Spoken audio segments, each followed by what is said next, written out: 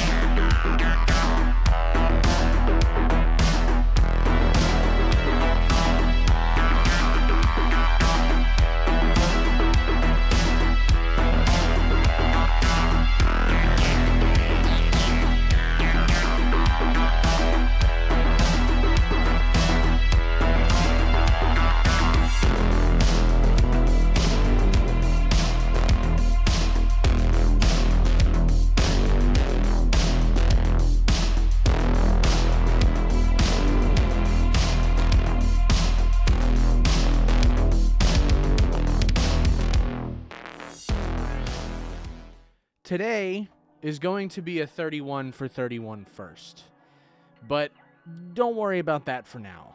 That'll become more important by the end of the video than it is now, but I want you to keep it in the back of your mind, kind of as we go through things here today. Last night, we took a look at Jacob's Ladder, a 1990 psychological horror movie directed by Adrian Lyne and starring Tim Robbins in the titular role. This is a movie that I've been aware of for quite some time, but until this point, I haven't really taken an opportunity to really dive deep into it and get into the nitty-gritty of what this movie is trying to portray, what it's all about. To this point, this is probably the furthest thing from traditional horror that we've really covered here on the show. Even last year, whenever I was doing the write-ups instead of the visual media like I am now, it's probably the furthest thing from traditional horror that we've really covered. With its genre stylings pulling from a lot of different places other than just scares. This movie is very much a horror movie, but it's also an art film, a war movie, and definitely a thriller as well. The aesthetic choices and abstract imagery used to convey the themes in this film have echoes that are still visible in much of the art that we consume today. The Sixth Sense, American Horror Story Seasons 2 and 5, certain episodes of the 2000s iteration of The Twilight Zone, Avenged Sevenfold's Nightmare music video, and both iconic survival horror franchises Silent Hill and Resident Evil are heavily influenced by the content of Jacob's Ladder. And this is all by the admission of the creators of these projects, not just me making comparisons between two similar pieces of artwork. Despite the modest turnout at the theater and box office numbers that this film received when it originally debuted in the early 90s, it's one of the most consistently referenced movies by modern horror creators, and I think that's really all that needs to be said when it comes to talking about this movie's place in the Horror Hall of Fame. So what is Jacob's Ladder about, really? It's not a story that's easily recited through a plot breakdown like I would usually include in one of these reviews. On the surface, and I mean very on the surface, because this movie has a lot of layers, this is a story of a veteran grappling with his post-traumatic stress disorder in the wake of his violent deployment to Vietnam, his separation from his wife, and the death of his young son, all of which occurred shortly before the events of the movie really begin. Our main character, Jacob Singer, is played by Tim Robbins. Yes, Andy Dufresne from Shawshank Redemption, Tim Robbins, has been through a lot by the time we meet him at the start of the movie's runtime. From the very beginning, this film makes its themes known, and it lets us as the audience know exactly where we stand as observers to the events portrayed. Jacob is trapped in his own life, completely frozen in time by the poor hand he's been dealt, and we're basically just forced to watch. As a horror movie, that and the movie's incredibly unsettling hallucination imagery are the reasons why Jacob's Ladder is so effective at scaring you, at scaring us. Jacob is living in New York City as a postman, where he lives in an apartment with his girlfriend Jezebel. Prior to his deployment to Vietnam, he'd been married with 3 kids, and his youngest son, Gabriel, played by a very young Macaulay Culkin, has recently been killed in some sort of an accident. Jezebel is not very supportive of Jacob and his need to grieve his former life, and she's not particularly sensitive towards his feelings regarding his military service, including the mortal wound that he received from a bayonet while he was deployed. There are so many themes explored in Jacob's Ladder that I could probably make an individual video about each one of them. Jacob's Ladder is usually described as the PTSD movie, but it has so much to say in addition to those effective themes of what it's like to suffer from post-traumatic stress.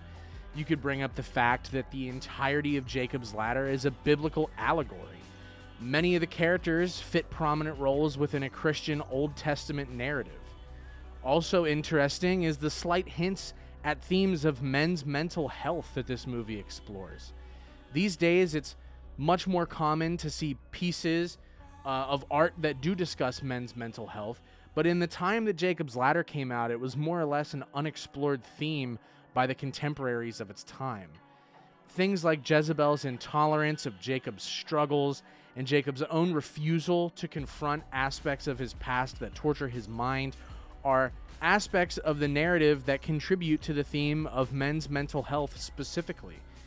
Because of the sheer number of themes that can be derived from Jacob's Ladder, there's a conversation that extends even to this day regarding what even happens in this movie. How much of this movie is real? Is any of it real? Or is it all just hellish amalgamation spawned by Jacob's shattered mind? I think it will probably, I will probably do a separate video at some point discussing in detail what I think to be the reality of Jacob's Ladder. But for today, I'm just going to stick to a spoilerless review in hopes that anybody who hasn't seen it will watch this movie.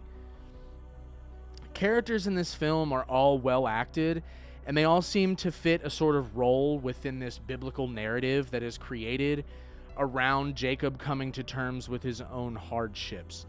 Jezebel, on the surface, is a pretty normal, if somewhat aloof, girlfriend, but when you analyze her actions within the context of the biblical character she's named after, everything she does seems to take on a more twisted and sinister sort of feeling. In stark contrast, Jacob's chiropractor Louis fills a more angelic role, and our main character literally describes him as being angelic during one of the scenes that they share. Also worth touching on is the biblical implications of the title of the movie itself. Within the book of Genesis, the ladder of Jacob is a transitionary place between the earthly lives of people who may be ascending to heaven, and it's a place where angels can descend and ascend from heaven, and it's a place that the biblical character Jacob goes to in a dream. Then, within the context of the movie, the ladder, referred to as just the ladder, is a chemical compound distributed by the United States government to infantry units, including the one that Jacob is a part of, in Vietnam, to make them more effective, more ruthless soldiers, which in and of itself creates several questions about what is actually happening to Jacob in the movie. Is he the victim of human experimentation on U.S. troops by the government? Is he afflicted with mental health issues due to his own trauma, compounded with the adverse effects of psychoactive drugs? Or is he dead for the entirety of the film's runtime, thus meaning that the ladder is the biblical reference after all, and the events of the movie are all taking place in a sort of purgatory that's endlessly trying to help Jacob ascend to heaven or drag him to the darkest depths of hell. All of this serves to say that this movie is badass, and without a doubt the best film that I have watched in either year of 31 for 31. As of right now, It sits firmly atop my ranking for this year, and I'd rank it above Evil Dead Rise as well, which was my favorite film on last year's list.